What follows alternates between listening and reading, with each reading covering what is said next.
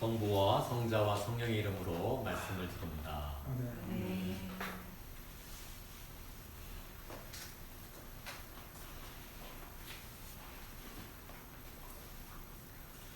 제가 동두천에서 사역할 때 공업방 아이들을 종종 데리고 구석기 박물관을 방문한 적이 있어요. 동두천 옆에 전곡이라는 지역이 있습니다. 그 전곡은 구석기 유적으로 유명한 지역이거든요. 그래서 이제 전곡이 원래는 연천군에 속해 있는데 연천읍보다 더 커요. 인구수도 많고. 왜냐면 거기 이제 미군들이 주둔해 있었고 또 구석기 유적이 있다 보니까 연천읍보다 더 이렇게 사람들이 많이 모여 살았습니다. 그 구석기 유적이 어떻게 발견됐나 이렇게 좀 그 당시에 좀 알아보니까 미군들 때문에 발견이 된 거예요. 한국전쟁 전에는 거기가 구석기 유적인지도 모르고 있다가 미군들이 거기 주둔하면서 이제 훈련을 하거든요. 훈련을 하는데 이게 넓은 땅에서 이제 뭐 탱크도 몰고 장갑차도 몰고 막 고병들이 막 왔다 갔다 하다가 근데 이제 그 미군들 중에 한 명이 고고학에 좀 관심이 있었나 봐요. 근데 이게 돌멩이들이 많이 발이 치일 거 아니에요. 딱 봤는데 이거 범상치 않은 돌인데 하면서 이제 자기 상관한테 보고하고 또 그 상관도 고고학 이런 거에 좀 관심이 있었나 봐요. 그래서 이제 그게 알려졌는데 이게 돌도끼다. 돌도끼다. 해서 이제 그때부터 발굴하기 시작을 해서 아시아에서 제법 큰 구석기 유적이 이제 발굴되기 됐던 겁니다. 이 돌도끼를 사용한 존재들이 있었는데 그 존재들을 가리켜서 뭐라고 얘기하냐면 호모 에렉투스라고 합니다. 호모 에렉투스 들어보셨죠? 호모 에렉투스. 이 호모 에렉투스는 어디서 출발했냐면 아프리카에서부터 시작을 했답니다. 아프리카에서 막 떠나서 그 때가 지금으로부터 한 200만 년 전, 그러니까 뭐 굉장히 오래전이죠. 그래서 200만 년 전에서부터 한 10만 년 전까지 이 호모 에렉투스가 아프리카를 비롯해서 쭉 이동을 하면서 살았는데 이제 그 전에 이제 이 에렉투스를 이제 학자들은 최초의 인류였다 이렇게 주장을 해요. 근데 그 이유는 직립보행을 했기 때문에 그 전에는 이제 직립보행을 하는 그런 인류 형태가 없었던 거죠. 호모 에렉투스가 처음이었는데 그래서 제가 지도를 보니까 아프리카를 떠나서 아시아인 전곡까지 오려면 연천군 전곡까지 오려면 얼마나 긴 거래요. 근데 거기에 큰 난관이 있습니다. 히말라야 산맥이 있어요. 그때도 히말라야 산맥이 있었을 겁니다. 근데 거길 넘어가지고 이 전곡까지 온 거죠. 아마 이제 먹고 살기 위해서 자기들이 살기 좋은 터전을 찾다 보니까 거기까지 왔던 것 같습니다. 그래서 이들이 사용했던 도구가 돌도끼인데 이 돌도끼는 신석기 시대 때도 돌도끼를 써요. 그때는 신석기 시대는 막 다듬어가지고 도끼답게 만드는 거고 이 구석기 시대 때는 뭐였냐면 큰 바위나 큰 돌에서 떼내는 겁니다. 막 던져가지고 깨지면 날카로운 부분이 생길 수 있잖아요.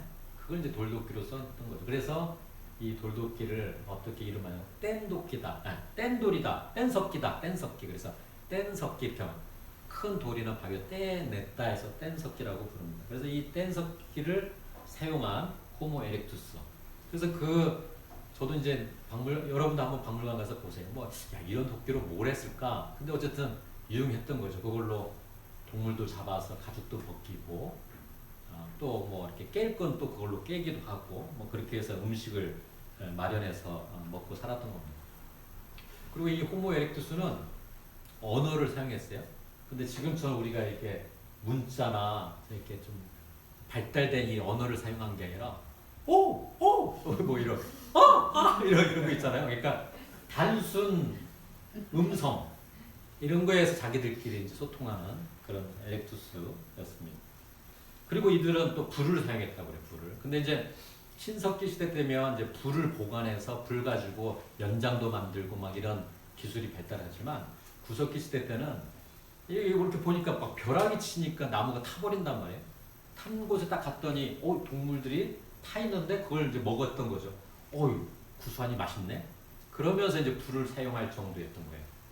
불을 사용하기 전에는 우리가 뭐 동물 이렇게 먹고 그냥 야채도 끓여 먹지 않게 되면 다 세균 있고 바이러스가 있기 때문에 몸에 좋지 않거든요. 근데 이제 불에 탄 걸, 불에 익힌 걸 먹어보니까 괜찮은 걸 알게 된 거죠. 그러면서 불을 사용하기 시작한 또 그 인류가, 최초의 인류가 이 호모 에렉투스입니다. 굉장히 오래전이죠. 그러니까 지금으로부터 200만 년 전부터 10만 년 전까지. 10만 년. 근데 거기 가면 이제 영상을 보여줘요. 그냥 호모 에렉투스에 대한 아이들하고 이렇게 쭉 보면 이해가 되죠. 근데 이 호모 에렉투스가 갑자기 사라집니다. 지금으로부터 10만 년 전, 제가 이제 그래서 아까 10만 년을 굉장히 강조했는데 10만 년 전에 갑자기 사라집니다. 전 세계, 이제 전 지구 안에서 아프리카를 비롯해서 전국에 이르기까지 싹 사라집니다. 왜 사라졌을까? 흔적만 남은 거죠. 먹을 것이 부족해서 그랬을까? 또 뭐 지금도 우리가 흔히 이렇게 두려워하고 있습니다만 적응할 수 있는, 우리가 극복할 수 없는 이 바이러스나 세균 때문이었을까? 그래서 학자들이 막 연구를 했는데 어떤 학자들은 이렇게 강조합니다. 그 당시에 큰 기후 변화가 있었다. 그래서 싸그리 죽게 됐다. 이렇게 강조를 합니다. 이와 같은 이들은 순식간에 사라진 것이죠. 그리고 그 자리에, 사라진 자리에 누가 왔느냐? 누가 왔을까요? 호모 사피엔스가 왔습니다. 그러니까 호모 에렉, 뭐 제가 이제 옛날 학교에서 그때 중학교 때인가 이렇게 배웠을 때는 호모 에렉투스가 진화해서 호모 사피엔스가 됐을 거다 그렇게 배웠어요. 근데 요즘 학자들은 그렇게 얘기하지 않습니다. 진화해서 된 게 아니라 갑자기 호모 사피엔스가 등장을 했다. 완전히 다른 종인데 그렇게 됐다고 얘기를 합니다. 호모 사피엔스. 이 호모 사피엔스 뜻은 슬기로운 사람이라는 뜻이죠. 슬기로운 사람. 이걸 이제 아까 호모 에렉투스는 최초의 인류라고 얘기를 하고 호모 사피엔스를 뭐라고 하냐면 현생 인류의 시작이다 이렇게 얘기합니다. 현생 인류의 시작.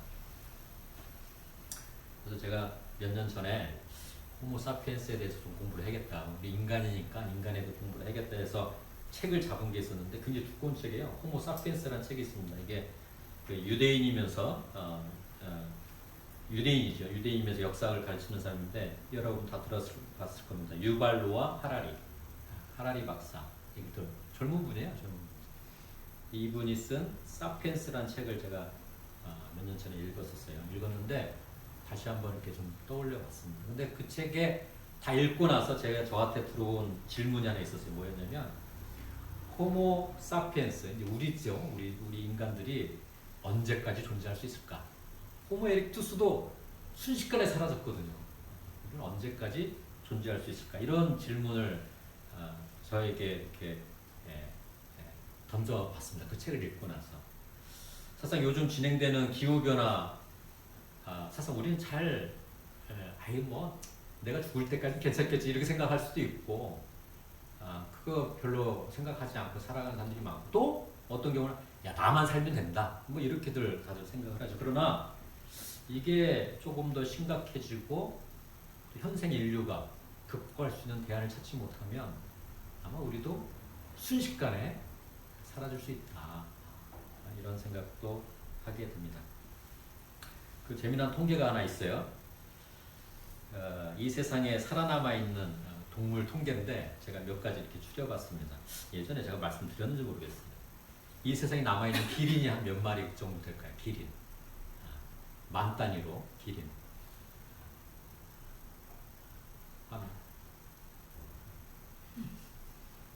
우리 예쁘게 그 핑크빛 옷을 입고 오셨는데 한번 맞춰보세요. 10만 이하예요. 10만 이하. 기린. 우리나라엔 기린이 동물원이나 있죠, 그죠? 2만. 2만보다 많습니다. 한 8만 마리 정도가 전 세계에 8만 마리. 이거는 이제 몇 년 전 자료입니다. 지금 최근의 자료는 아니고 그 책에 나오고 있는 거예요. 소는 한 몇 마리 정도 있을까? 이거 억 단위입니다. 억 단위. 우리 수산자님한테 한번. 소는 한 몇 마리 정도 있을까? 억 단위. 배 찍어서 7억. 7억보다 많아요. 15억 마리 정도가 있대. 소. 그리고 소는 이제 지금 농사 때 쓰진 않지만 그래도 식욕으로도 쓰고 하니까 소가 한 15억 마리. 다음 늑대. 늑대는 억 마리가 아니야. 아까 만 단위야. 우리 저기 로사리 회장님. 늑대는 한 몇 마리 정도 있을 것 같아? 3만. 3만보다 많아. 한 20만 마리 정도 있대. 저도 깜짝 놀라서. 근데 몇 년 전 통계니까 지금 좀 다르겠죠. 자, 이렇게 했는데, 그러니까 지구상에 굉장히 많았던 동물들이 사라지고 있어요. 사라지고 있는데, 인간들은 어떻게 되느냐. 최근에 우리 인간 통계가 한 얼마 정도 나오죠? 50억. 80억. 이게 한 2년 전 자료인데 70억입니다. 70억. 그러니까 지금 아까 얘기했죠? 기린은 8만 마리. 소는 그래도 상대적으로 15억 마리니까. 그는 이제 인간이 필요하니까 늑대 20만 마리. 만 단위죠. 근데 인간은 70억입니다. 그럼 원래부터 70억이었느냐? 그게 아니라 1700년도 인구는 7억 명이었어요. 7억 명. 그러니까 우리가 키우는 소들보다도 적은 숫자였죠. 1700년도에는. 그다가 1800년도에는 9억 5천 명으로 5천만 명 늘어납니다. 그리고 1900년대 우리 이제 조선이 이제 망하고 대한제국 막 세울 때 1900년대 이때 인구가 16억 명이었습니다. 16억. 1900년대도 괜찮았죠. 한 16억 정도. 근데 2000년대 들어서 4배로 들어서 60억이 되고 급기야 최근엔 70억까지 늘어난 거죠. 70억. 문제는 이렇게 기하급수로 늘어나는 현생 인류가 뭘 먹고 살 거냐 이걸 고민할 수밖에 없는 거죠. 우리 대한민국 사람들은 사실상 굉장히 윤택하게 사는 겁니다. 전 세계 1달러도 없어서 못 사는 분들이 엄청 많습니다. 그래서 제가 이제 초반에 이주 노동자 공동체, 새 공동체 이렇게 모시고 제부도를 갔다 왔다고 말씀을 드렸는데 이분들이 여기 오는 이유가 뭐겠습니까? 거기서 먹고 살 수 있으면 굳이 한국에 와서 일을 할 필요가 있겠어요? 그럴 필요가 없는 거죠. 거기서도 먹고 살 수 있는데 내가 반듯한 집도 줘야겠고 땅도 사야겠고 일확천금을 누려야겠어. 그래서 돈 벌러 왔다. 그런 사람도 한두 명 있겠죠. 그러나 대다수는 먹고 살기 힘들어서 오는 겁니다. 살기 힘들어서 오는 거죠. 이주를 하는 겁니다. 이게 늘어난 인구 어떻게 할 거냐? 우리가 먹을 파이를 그러면 계속 키워야 하는데 어디까지 키울 수 있겠느냐? 근데 이게 참 사람이 호모 사피엔스 아까 제가 뭐라 했죠? 호모 사피엔스 뜻이 슬기로운 사람, 슬기로운. 그럼 이게 우리가 파이를 키우기는 한정돼 있고 하니까 잘 조금씩 나눠 먹자. 콩 한 쪽도 나눠 먹듯이 나눠 먹자. 이게 슬기로운 사람이잖아요. 근데 호모 사피엔스 어떻습니까? 그렇지 않죠. 미래가 그렇게 돼? 그럼 내가 더 차지해야지. 그러니까 지금 막 국가 간에 막 싸우고 또 계급 간에 갈등이 더 생기고 이런 거 아닙니까? 슬기로운 사람으로서 내가 많이 갖고 있으니까 좀 나눠주면 더 오래 살 수 있겠구나 이런 생각을 갖지 않죠. 아마 호모 사피엔스란 이름을 지은 이유는 그런 슬기로운 삶이 되면 좋겠다 이런 기대를 품지 않았나 생각도 해봅니다. 유발 하라리 박사의 사피엔스 책은 결국 이런 공부를 우리에게 하는 거죠. 우리 인류가 변하지 않으면 미래는 보장되지 않을 것이다. 그래서 저는 이렇게 표현하고 싶어요. 우리 현생 인류가 새로운 인류가 돼야 합니다. 새로운 인류가 돼야 오래 살 수 있다. 오래 갈 수 있다. 새로운 인류. 어떻게 우리는 새로운 인류가 될 수가 있을까?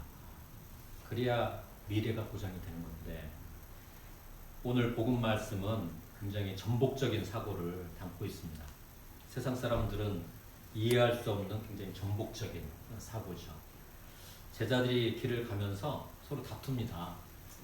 예수님, 내가 모시고 있는 예수님이 저렇게 막강한데 예수님이 말씀하시는 하느님 나라가 이 땅에 이루어지면 나도 한몫 챙겨야 하는 거 아니냐. 이걸 서로 다투는 겁니다. 내가 더 일을 많이 했으니까 예수님 근처에 더 가까이 갔으니까 나는 어느 자리에 앉을 거야. 서로 이렇게 다투는 모습을 보면서 예수님이 제자들을 앉혀놓고 말씀을 하시는 내용입니다. 첫째가 되고자 하는 사람은 꼴찌가 되어 모든 사람을 섬기는 사람이 되어야 한다. 오늘날 이 세상을 살면서 이런 가르침에 제가 따르겠습니다 이럴 수 있는 사람이 과연 몇이나 되겠어요. 그래서 제가 전복적 사고라고 하는 겁니다. 우리의 기본적인 생각과는 다른 거죠. 물론 이 자리에 계신 분들은 그리스도인으로서 그렇게 살고자 결단하고 그렇게 노력하는 분들이 있기 때문에 괜찮을 수 있겠죠. 그러나 제가 지금 말씀드리는 것은 우리 이 세상에 살고 있는 사람들을 향해서 지금 말씀을 드리는 거죠. 마태복음 5장의 말씀을 보면 또 이런 말씀이 있습니다. 누가 오른뺨을 치거든 왼뺨마저 돌려대고 또 재판을 걸어서 속옷을 가지려고 하거든 겉옷까지 내주어라. 이게 예수님의 말씀이에요. 그게 전복적인 사고죠. 우리의 상식으로는 이해할 수 없는 말씀을 하고 있습니다. 2000년 전에 얘기하신 거예요. 2000년 전. 그러면 호모사피엔스들이 2000년 동안 살면서 문명도 발전시켰고 언어도 발전시켰고 인지 능력도 발전시켰다고 하면 이걸 따라야 하는데 지금도 이게 참 따르기가 쉽지 않은 말씀이시잖아요. 오늘 서신 말씀은 또 이렇게 기록을 하고 있습니다. 위에서 내려오는 지혜는 첫째 순결하고 다음은 평화롭고 점잖고 고분고분하고 자비와 착한 행실로 가득 차 있으며 편견과 위선이 없습니다. 평화를 위해서 일하는 사람은 평화를 심어서 정의의 열매를 거두어드립니다. 성경 말씀에 다 기록되어 있는 거예요. 이게 뭐 제가 지어내는 게 아니라 이 말씀을 읽으면서 나는 어떻게 살고 있던가, 우리는 어떻게 살고 있던가, 내 이웃은 어떻게 살고 있지. 저는 이런 말씀들이 예수님이 2000년 전에 이 땅에 오셔서 한 이유가 뭘까? 새로운 인류가 되라. 그게 살 길이다. 그걸 보여주셨던 거라고 저는 그렇게 믿습니다. 그 재미난 보고서가 하나가 있어서 제가 또 옮겨와 봤습니다. 지난 8월 4일 날 발표한 보고서인데 어디서 발표했냐면 한국보건사회 연구원에서 발표한 보고서입니다. 그래서 이제 지난 8월 4일에 발표했지만 조사한 시점은 작년 2023년을 기준으로 이렇게 조사를 한 거예요. 제목이 뭐냐면 사회통합 실태진단 및 대응 방안 이런 걸 한국보건사회연구소 이제 한국보건사회니까 한국사회 건강에 대해서 고민하는 연구원이잖아요. 한국사회가 어떻게 가야 건강한 사회가 될까 이런 걸 늘 고민하는 단위입니다. 거기서 이제 이런 보고서를 낸 거예요. 이제 조사 결과를 보면 조사 응답자 절반 이상 58.2%가 이렇게 답을 했습니다. 정치 성향이 다르면 연애나 결혼도 하지 않겠다. 그리고 정치 성향이 다르면 친구, 지인, 뭐 어렸을 때부터 살아왔으면 친구도 지인도 있을 거 아니에요? 근데 정치 성향이 다르면 친구, 지인과는 술자리를 하지 않겠다. 술자리를 할 수 없다. 이렇게 답한 사람이 33%가 나왔습니다. 또 조사 이렇게 응답하신 분들의 3분의 2에 해당하는 71.4%가 또 어떻게 했냐면 그런 정치적인 성향이 다르면 이런 봉사활동도 같이 하지 않겠다. 지역활동을 같이 하지 않겠다. 이렇게 나왔다는 거예요. 이게 이제 지금 우리 대한민국의 현실입니다.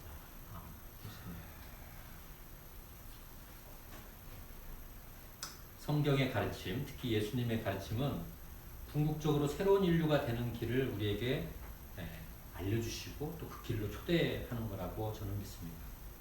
예수님도 그렇게 살았던 것이고 예수님도 그렇게 살았던 거죠. 자기를 죽이는 존재들을 향해서 내가 보복하겠다 이런 마음으로 십자가를 지신 게 아니잖아요. 오히려 하나님께 저들을 용서해 주십시오. 저들이 하는 일이 무엇인지 모르고 있습니다. 또 이제 제자들은 지금 막 다투었잖아요. 제자들은 예수님이 살아계실 때는 그걸 잘 못 깨달았어요. 근데 예수님이 돌아가시고 부활하신 예수님을 만나고서 나서야 비로소 예수님이 이렇게 살려고 했던 거구나 하면서 부활하신 예수님을 만난 제자들도 그렇게 새로운 인류가 되고자 살았던 것이죠. 그리고 교회를 만들고 이러한 새로운 인류가 되는 가치를 확장시키려고 했던 겁니다. 그래서 전 세계적으로 교회가 확장돼 왔던 것이죠. 우리가 신앙생활하는 궁극적 이유가 어디에 있을까요? 저는 이 시간에 이렇게 강조해 봅니다. 우리가 새로운 인류가 되기 위함이다. 그래야 하느님께서 이 세상을 창조하신 본래의 뜻이 완성되는 것이다. 이러한 의미에서 성경 말씀 하나를 더 나누고자 합니다. 제가 또 찾아봤는데 골로새서 3장 참 아주 우리의 뼛속에 깊이 새겨야 할 말씀입니다. 이제 여러분은 그리스도와 함께 다시 살아났으니 천상의 것들을 추구하십시오. 여러분은 지상에 있는 것들에 마음을 두지 말고 천상에 있는 것들을 마음에 두십시오. 쭉 있습니다. 3장 내용을 보시면 여러분 옛 생활을 청산하여 낡은 인간을 벗어버렸고 새 인간으로 갈아입었기 때문입니다. 새 인간은 자기 창조주의 형상을 따라 끊임없이 새로워지면서 참된 지식을 가지게 됩니다. 이게 우리 그리스도인이라는 거예요. 물론 우리는 이런 말씀을 많이 들었고 또 많이 봤습니다. 그러나 세상을 살면서 자주 잊어버리고 그렇죠? 또 그 말씀대로 살아가지 못하는 현실을 이렇게 마주하게 되죠. 그래서 바울 성인도 이렇게 고백하지 않았습니까? 로마서 7장 15절 나는 내가 하는 일을 도무지 알 수가 없습니다. 내가 해야겠다고 생각하는 일은 하지 않고 도리어 해서는 안 되겠다고 생각하는 일을 하고 있으니 말입니다. 바울 성인도 늘 고민했던 거예요. 내가 새 인류가 돼야 하는데 왜 그렇게 못 살지? 21절에 또 이렇게 말씀하십니다. 여기서 나는 한 가지 법칙을 발견했습니다. 곧 내가 선을 행하려 할 때에 언제나 바로 곁에 악이 도사리고 있었다는 걸 발견했습니다. 우리 안에 그게 같이 있는 거죠. 그래서 바울 성인은 그래서 예수님을 더 강력하게 붙드십시오라고 우리 공부를 했던 겁니다. 지난 2000년 교회 역사는 끊임없는 새 인류를 향한 실험을 해왔습니다. 그리고 이 실험은 결코 멈출 수가 없습니다. 그리고 그 실험을 우리가 지금 하고 있는 거죠. 새 인류가 되겠다는 마음만 먹는다고 되지 않는다는 걸 우리는 압니다. 그래서 끊임없는 고통스럽지만 끊임없는 훈련이 우리에게 필요한 것이죠. 이게 신앙생활입니다. 믿음의 선조들 가운데 정말 이 끊임없는 훈련의 수행을 통해서 돌아가신 분들이 계세요. 이렇게 살아보니 그래도 주님 앞에 섰을 때 주님 저 다 최선을 다해 살았습니다라고 고백했던 그 훈련 방식이 있는 거예요. 그 훈련 방식이 뭡니까? 정해진 시간이 되면 기도하고 이렇게 공동체 식구들과 함께 예배드리고 그리고 어떤 문제가 발생하면 혼자 고민하지 않고 같이 끄집어내서 같이 분별하고 서로 섬기고 자기 자신과 세상을 깊이 이해하기 위해서 끊임없이 공부하는 거. 이게 다 우리 믿음의 선조들이 끊임없이 훈련한 게 이것만한 거 없더라라고 같이 왔던 겁니다.